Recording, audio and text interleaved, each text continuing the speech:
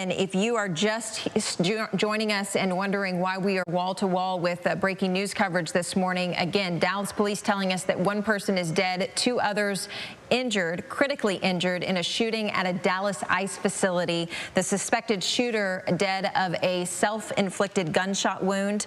We're getting information from now multiple sources that say that there were not law enforcement officers that were wounded in this shooting.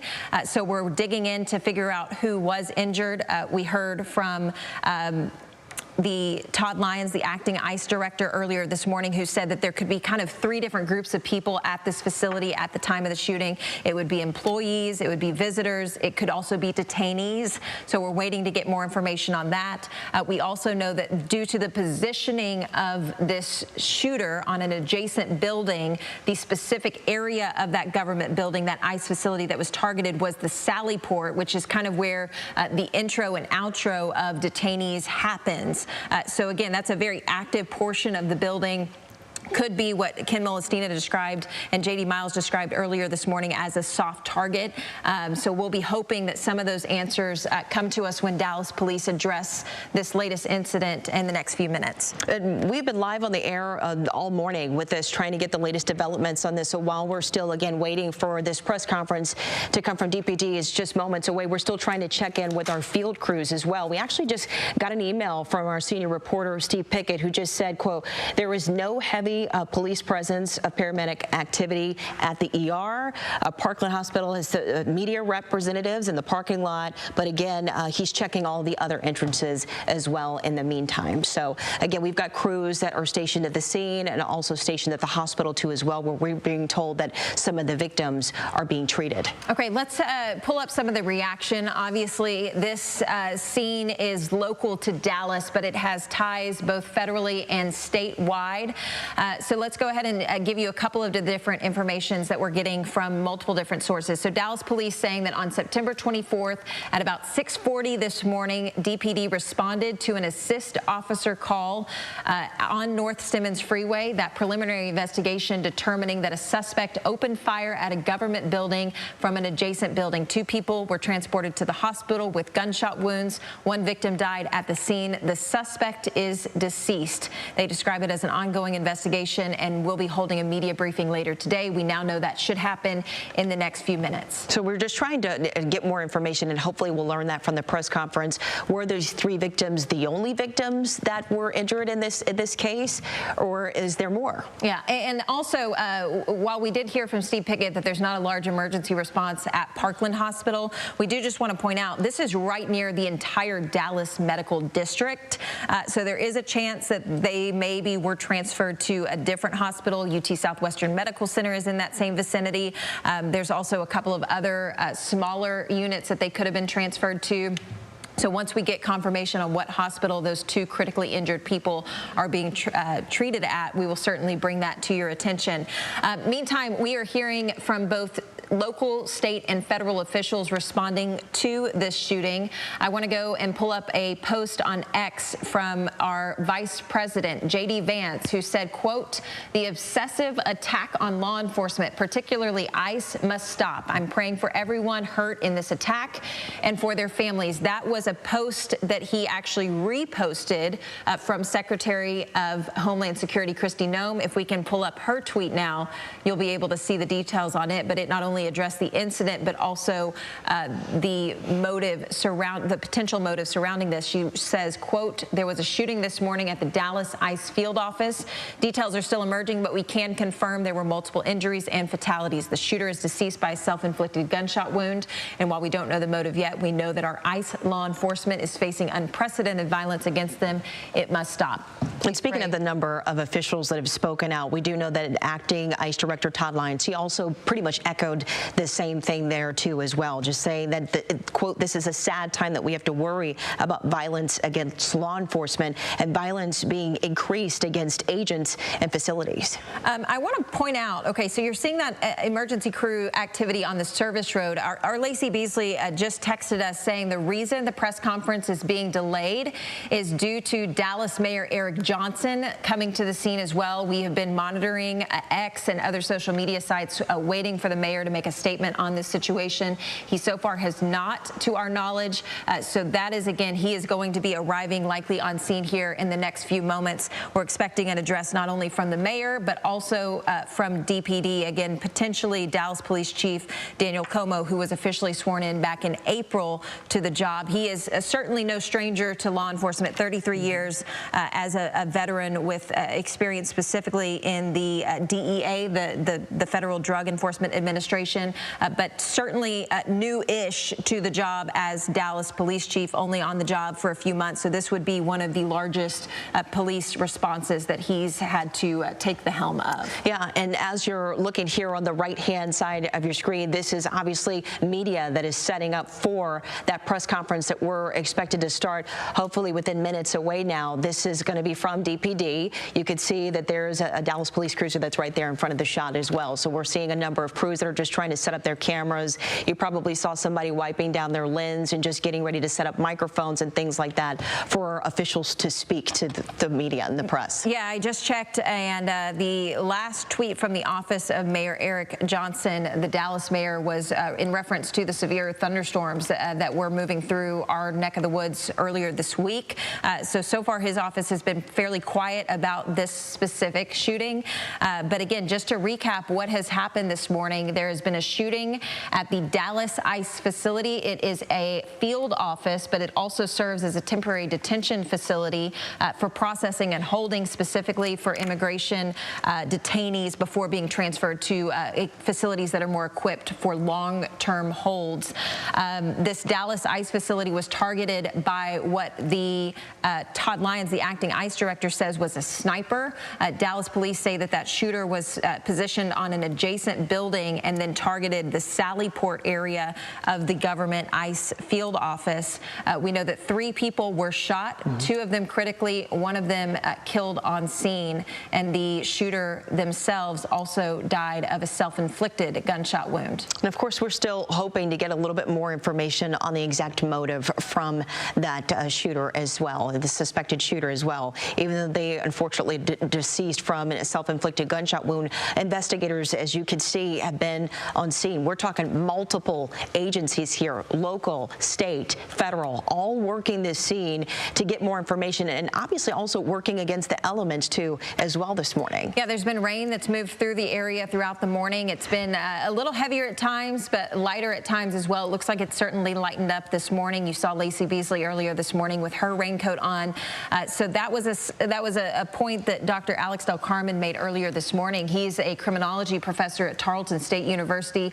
When we first talked to him about this scene unfolding in Dallas, he said, man, one of the main concerns for law enforcement right now is going to be preserving evidence, specifically with those storms rolling through. So that is probably what we've been seeing happening in the last 2 hours with Dallas police, as well as local and federal officials trying to preserve as much evidence as they can to hopefully get more answers to the question of what was the motive in this situation. Yeah, with sources also seeking more information about this shooting, in fact, happening for outside the facility with the elements that have moved in. It may sort of put a little bit of a delay on their investigation too, as well as they're trying to comb through the scene for a lot more evidence. And we know the Dallas Police Department, while they may be taking the lead on the investigation, we also know that ATF and FBI agents are on scene to assist the Dallas Police Department. We also know that reportedly, again, from multiple sources, we are hearing that law enforcement officers were not wounded in this shooting. So again, that would point to the other 3 categories of people that Todd Lyons, the acting ICE director, was talking about, whether it be employees, visitors, or detainees at that facility. Our Ken Molestina described it as a 24/7 facility that operates, yes, normal business hours, but also in the overnight hours because it is constantly housing detainees. All right, he was speaking on just, you know, that ICE detention facilities, they sort of operate off the element of surprise. So that's why they do a lot of their work overnight and into the early morning hours. And we're also learning that this, in fact, did happen around 6:40 or so earlier this morning. So again, working to get some more information. We've got a shot that's set up in a number of crews that are at the scene and hopefully waiting for this police presser from Dallas PD to start any moment now. While we're waiting on that presser, if we can, I'd like to pull up the incidents that have happened in North Texas, specifically targeting ICE facilities. One of the situations occurred actually at this exact same ICE facility in Dallas earlier in August. There was also a facility targeted in Johnson County back in July, on July 4th. But a July 4th attack at the Prairieland detention facility centered around an injured police officer who was shot in the neck. This is how the scene was described to us. Attackers dressed in black military-style clothing opened fire outside of the Prairieland Detention Center in Alvarado on the evening of July 4th, southwest of Dallas, which federal prosecutors described as at least 11 people now being charged in connection with that attack. Then on August 25th was when there was a bomb threat outside of the same Dallas ICE office that we are now responding to a shooting at. That person was arrested, accused of making bomb threats outside of that Dallas field office. He claimed to have a detonator on his wrist and a bomb in his backpack. And after about an hour that day, the all clear was given, and that man was taken into custody. But you heard it from Vice President J.D. Vance earlier this morning in the post that he made on X. The, quote, obsessive attack on law enforcement, particularly ICE, must stop. He's praying for everyone hurt in this attack and their families. You also heard Secretary Kristi Noem also echoing that same idea. We don't know the motive yet, but, quote, we know that our ICE law enforcement is facing unprecedented violence against them. It must stop. Ken Molestina, you mentioned he has covered immigration for us for a number of years here at CBS News Texas. He is very well versed in the threats that these officers face, the threats that these detention facilities face, and he's been talking to some of his contacts within the Homeland Security Department as well as the ICE department, trying to figure out, okay, was this a targeted attack?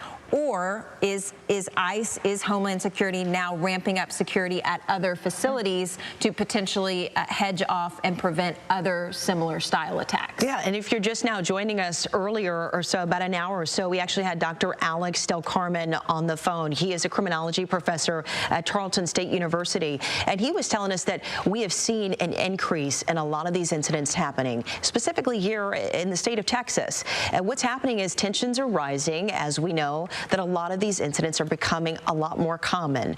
There's a lot of scarcity, I should say. There's a lot of apprehension, and so within these communities that are being targeted right now, and so that is why we're seeing an increase in this activity. Now, still, again, we're waiting to hear a motive. We just don't know when that's going to be. So Dallas Police, again, you see the microphones positioned there. We are awaiting a statement from Dallas Police on the latest on this investigation. We also know that Dallas Mayor Eric Johnson will be arriving on scene shortly, likely stuck in traffic like so many of our news crews have been, just trying to get to this scene. If you're just joining us, this is happening on 35E right near Empire Central, so just to the kind of southwest corner of Dallas Love Field. I just checked traffic in that area.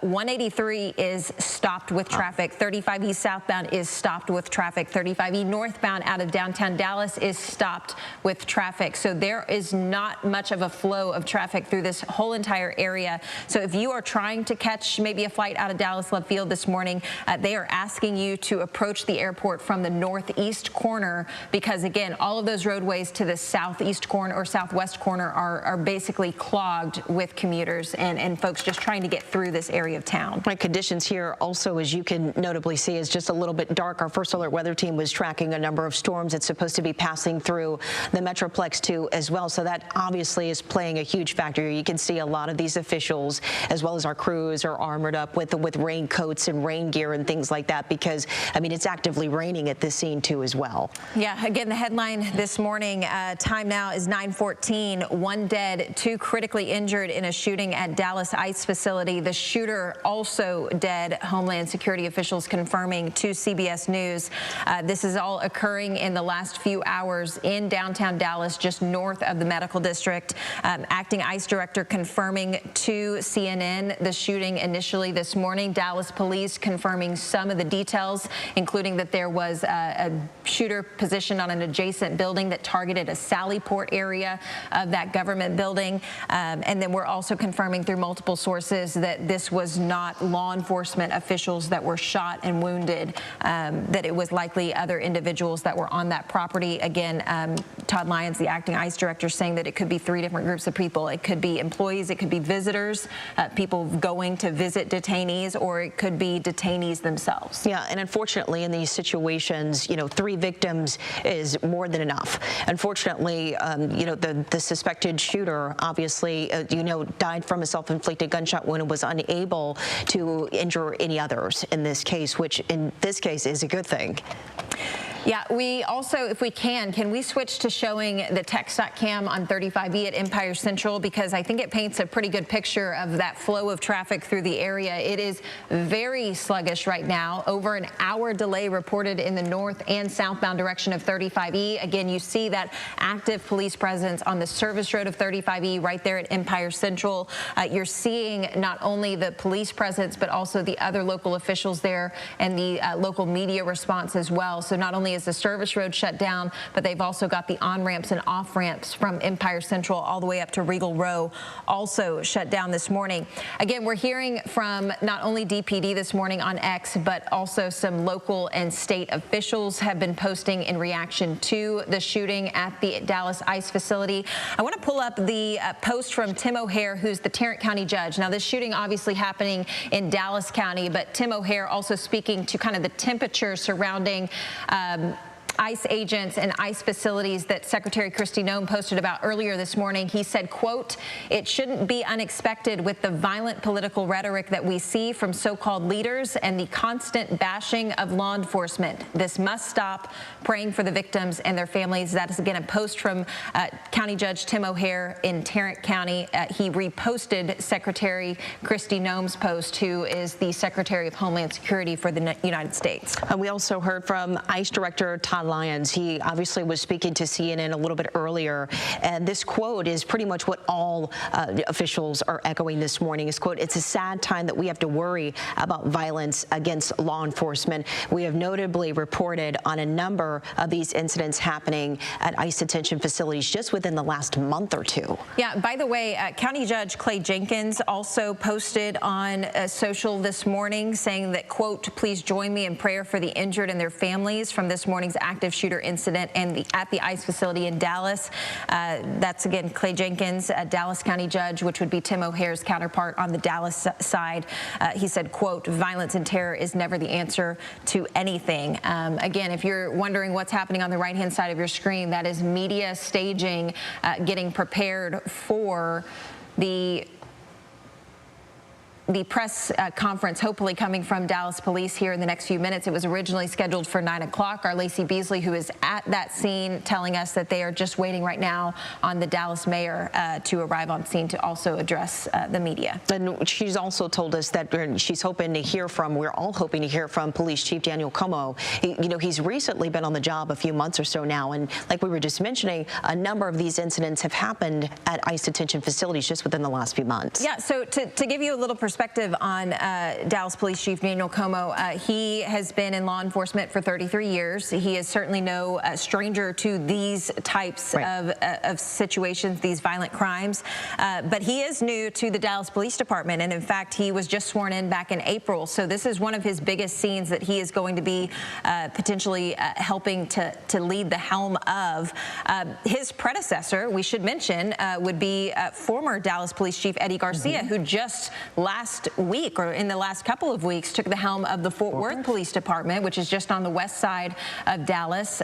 So there is a large emergency response to the situation. I don't think Fort Worth Police would have responded to this scene, but certainly a situation where I would expect Chief Eddie Garcia to issue a statement, or to at least reach out to Daniel Como to provide some insight, to provide some sight. But just under, Police Chief Daniel Como's watch, just a number of these incidents have in fact taken place. So just to walk you through just a little bit of the history of what has happened here in North Texas. Back on the night of July 4th, the Department of Justice actually says that there was an organized attack against officers. This was at the Prairieland Detention Center in Alvarado.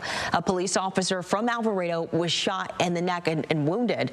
More than a dozen people have been charged in that investigation. And then on August 25th, a 36-year-old Dallas man was arrested, accused of making bomb threats outside an ICE's Dallas field office.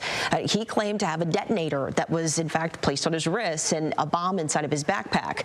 After 1 hour on that day, the all clear was eventually given, and the man was taken into police custody. Yeah, so you speak of the Alvarado incident at the Prairieland Detention Facility. Just this week on Monday, we were reporting that 6 women were arraigned on charges related to that Alvarado ICE attack at the Prairieland Detention Facility. Again, that situation was something that really captured our attention locally, but also the nation's attention, because it was an attack at a ICE facility, and then just a couple of weeks later, we had. All right, you've been listening to our colleagues at CBS News Texas as they continue to report on that deadly shooting at an ICE facility in Dallas, Texas. We are expecting a press conference with law enforcement officials to begin in just a few moments. But while we await that press conference, where we're hopefully going to learn more details about what we now understand to be a shooter who is now dead because of a self-inflicted gunshot wound, who has potentially killed one person at this facility, and others that might be potentially injured. We're going to get details on that when they get to that podium. But let's bring in CBS News Justice correspondent Scott MacFarlane, who is monitoring this situation from our D.C. newsroom, and Sam Vinograd, our CBS News national security correspondent, who's also been listening into the reporting being done by CBS Texas, and to add some details and some color on that. So first, Scott, to you. What's interesting to me is that we're already hearing from politicians, from elected officials, from cabinet officials, without really having all the details at hand, suggesting that there's some kind of concerted effort to attack law enforcement officials across this country. But we don't know what the details are. We don't know what the motives of this suspected shooter are. And perhaps we may never know because he's now dead. But what is your take on what we're seeing play out in front of us right now? A lot of what we're hearing from sources is the open-ended question of how could this happen in this location? I mean, these federal buildings, federal offices, have a heavy regimen of protection and security inside and outside. No matter where you are in America, if you're in an immigration and customs enforcement office, you are at a place that has reinforced security. The Federal Protective Service, which has thousands of officers and contractors nationwide, have a very vibrant presence at buildings like this. They have an operation called Operation Shield, in which they try to be visible outside to deter people from trying to take a shot at one of these complexes. Plus, this building in particular in Dallas has been the subject to menacing before. There was a bomb threat there in late August. The person suspected of it has been detained and held for weeks now, giving an indication of the significance of that case. And it's been the site of protests over the summer amid concerns about allegations of substandard treatment or questionable treatment inside. So this place had a high profile. It already had interest in it from people who would do harm, at least in the one case in August. So I think the open-ended question here, Vlad, is how could it be vulnerable to this with all the federal protection used at federal buildings, especially ones with such a high profile? Yeah, that's a great question. Let's bring in Sam Vinograd, our CBS News national security contributor. You've got some insight into this, Sam. What can you tell us? Well, what I can tell you is that while there is oftentimes a physical security presence at ICE facilities itself, it's important to remember that the secure perimeter only extends so far. And in this case, we are hearing, and we'll wait to hear specific information from Dallas law enforcement, that a sniper was involved. And that means that the secure perimeter obviously didn't extend far enough, nor could it if a sniper was shooting from a long range.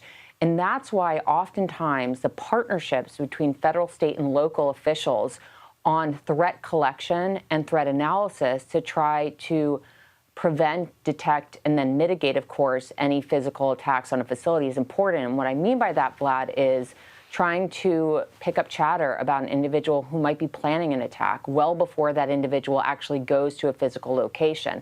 And again, that is a partnership between federal, state, and local officials. It's also important to note that at some of these facilities, as Scott outlined, we have government officials, government law enforcement providing security if it's at a government building. If it's at a contracted facility, private security is involved. In the aftermath of this event, it is likely that ICE facilities across the country are looking at whether and how to increase their physical security presence, and then to double down again on intelligence collection on any threats that might be out there. And Scott, going back to what we were talking about earlier, which is the reaction that we've had so far from the Secretary of Homeland Security, even the Vice President of the United States has already weighed in. What has been, to your understanding, here's the tweet from Secretary Noem, details are still emerging, but we can confirm there were multiple injuries and fatalities. While we don't know a motive yet, we know that and I think she goes on to say that our law enforcement and our ICE federal agents have been targeted, and there's been unprecedented violence against them. So break this statement down for me from Secretary Noem. Yeah, the Secretary giving as best an update as she can. I think the local law enforcement were probably the most immediate responders, along with the federal agents at the building itself. So that news conference is going to be weight-bearing when we hear from them shortly. I can tell you, though, just having covered the federal government for a couple of decades here in Washington, this has been a chronic concern. The security of federal buildings, the vulnerability of federal buildings to the types of attacks you can think of and the types of attacks you don't think of. There was a congressional hearing, I think, last summer, in which they listed all of the breaches and attacks on federal complexes and try to dig into where are we not thinking, or what are we not thinking of, and where are we not protecting? Are we providing enough resources? Is there enough money? Do we have enough officers to do the type of protective duties we need them to do? This is going to raise those concerns further. But it's also, it reinforces a pretty important point here, Vlad. The federal government is not just in Washington. There are hundreds, if not thousands, of office complexes across the country. Every state, almost every county has a federal office somewhere in it. There's a lot to protect, and only so many people to protect it. Yeah, indeed. All right, Scott MacFarlane, thank you, Scott, for jumping in front of the camera. Sam Vinograd, always great to have your expert analysis. We'll check in with you a little bit later once we get, as you mentioned, Scott, the details from those law enforcement officials who are on the ground. We are expecting a press conference at any moment there.